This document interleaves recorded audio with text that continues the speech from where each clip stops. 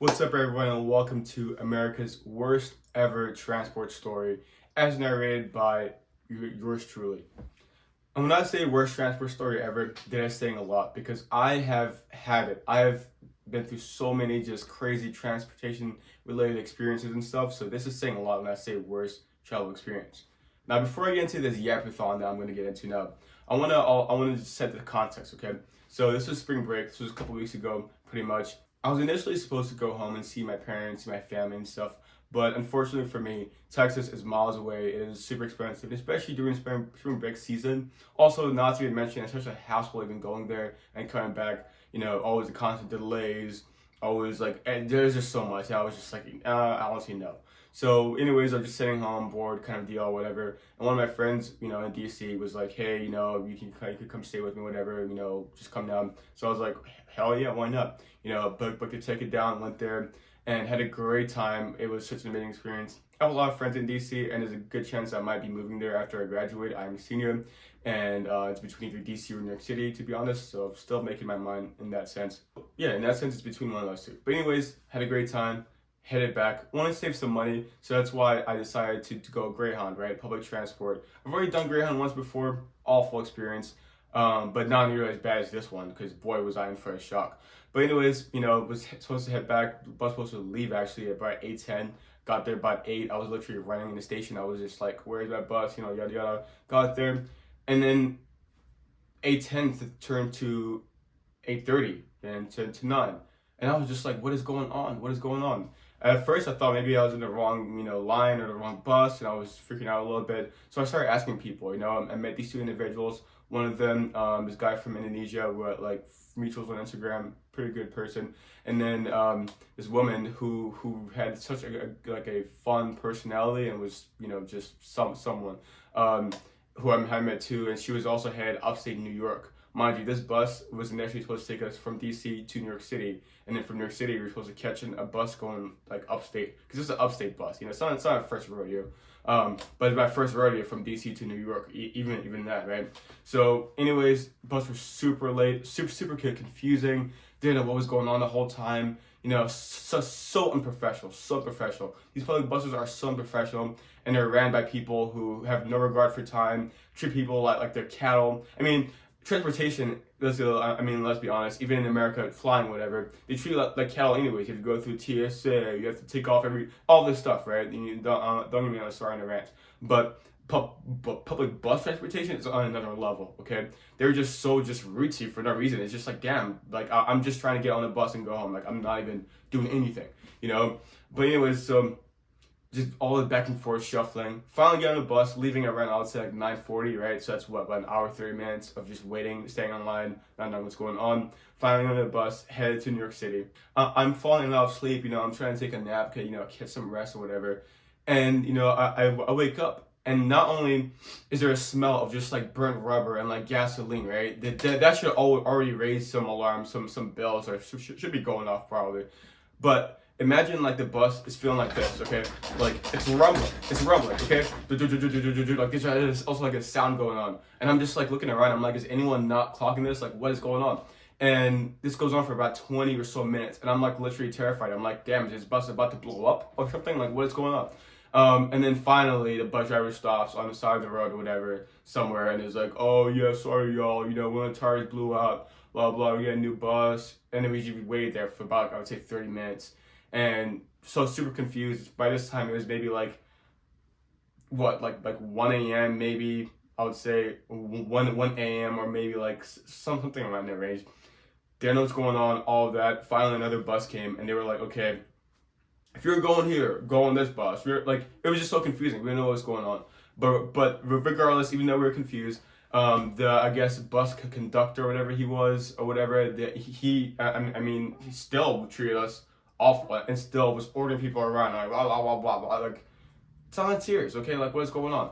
So anyways, barely made it onto the bus. The replacement bus was headed to New York City, right? I'm usually the last to boarding anything, but I was last boarding the bus, and then I ended up sitting. The only seat available actually was next to this guy who was like a preacher, right?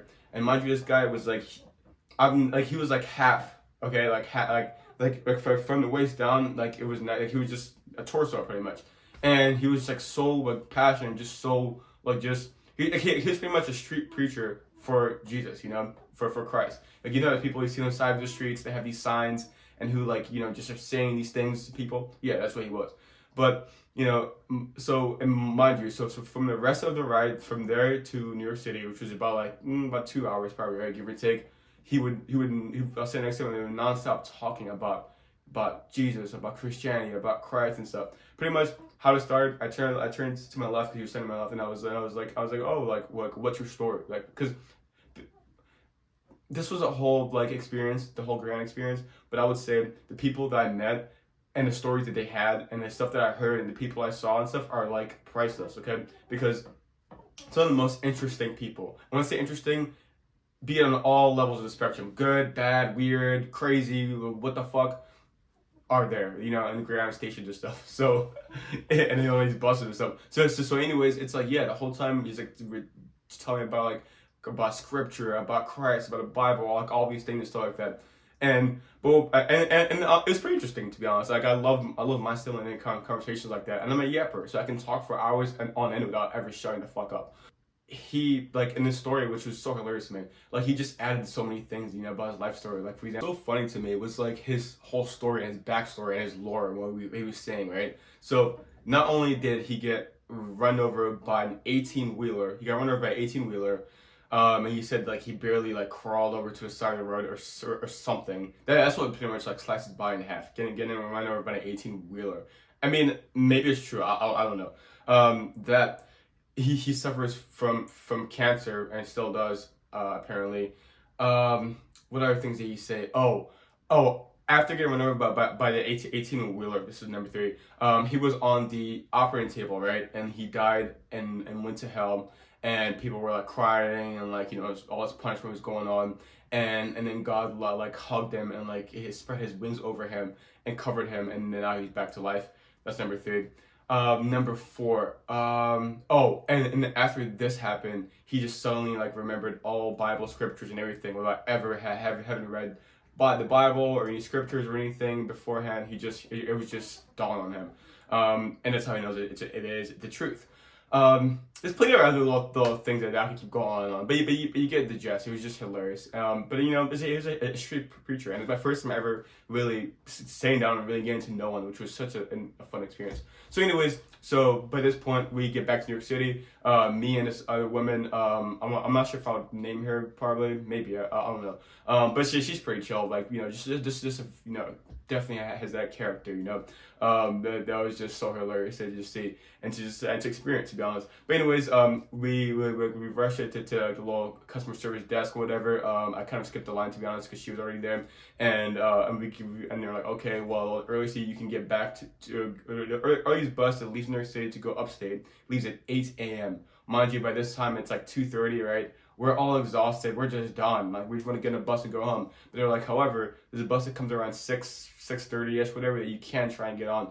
So I mean, we're just like, damn, so we have to really sit in this station for like at least at the minimum 4 hours, maximum 6 hours in this station. And I'm going to tell you, ground stations, especially at night, especially around that time of night, like around 1, 2, 3, 4, 5 a.m. whatever, it is crazy. Like it is like. I don't know how to describe it. Like it's one of the craziest places to possibly be. Okay, you have all different types of characters. You have migrants. You have homeless people. You have people who are literally batshit crazy. You have like people who are high off of whatever. I don't know. Like, you get to have all different types of people. You have college students. You have international. You have everything there. Okay, it is crazy. So, anyways, we're sitting there waiting. Whatever. I go and get us some food or whatever. And even just going to get like a pizza or going to get something like, and this by the time it's at least like 3 a.m. mind you, 3 a.m. 3:30, it like Times Square because the Greyhound station is right next to Times Square. Times Square at nighttime or at the dead of night is like it is absolutely insane. I've never seen anything more insane like it. Them just like looking around, the people who are there at that time of the night is just crazy. Like. Just crazy. You have to experience it for yourself if you want to. Do it at your own risk and be safe. But I mean, my God. So anyways, just doing that, And then it's like, thank God we were able to finally get on the 6. It was like 6:30ish bus, thank God, because by then we were just torn up. I was so done. I just wanted to go home. I was just hours of just waiting and just sitting around. And it's like usually there's no seating, you know, in that station. Just well, there is seating, but usually there's like stuff going on. You know, there's people like like passed out. Like there's crazies around you or whatever. Like it is something. But anyways, so yeah, so throughout that time is at least like 4 hours that we were just sitting there waiting and stuff. You know, this woman I was with, her name's Anne. She's watching. If you're watching this, shout out to you. You really like helping pass the time because she's just so hilarious, like so funny. We were just cracking jokes the whole time, like let's like looking around, just like seeing just how crazy the situation is. You know, there's people on the phone like going off on each other. There was just one dude who kept continuously missing his bus. And he was flexing the fact that he had like bought so much food with him or whatever, right?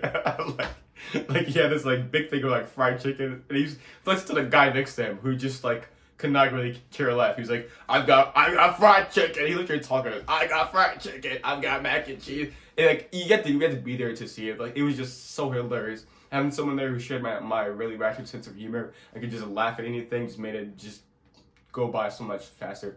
But anyways, finally got on that bus, like I said before, and you know, we made it home. I actually made it a little bit faster than I thought I would have, but you know, I was just super exhausted and just done for.